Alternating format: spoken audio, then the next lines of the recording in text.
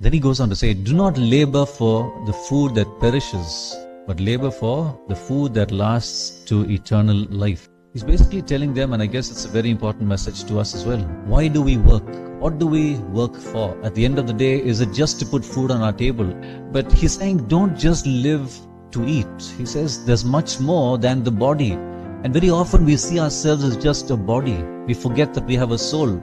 And the soul needs more than, it doesn't need physical food. It needs something else.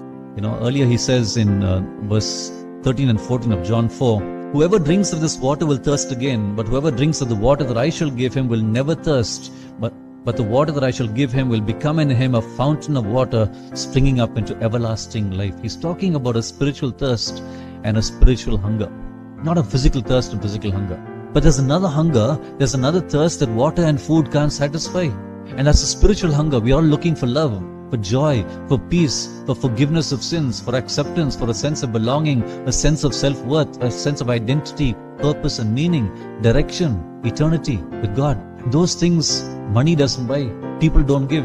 We can't work and earn these things. And very often we are focusing on the mundane in our world today. If we come to know Christ, He'll give us all of these things, we think. But at the end of the day, no matter what we have, we're all going to die. Right? 100 years from now, not one of us will be around. Eternal life is something we can't even wrap our heads around, that word eternity. He's saying, I'm promising you eternal life, everlasting life in heaven with God. What are we really seeking after in life?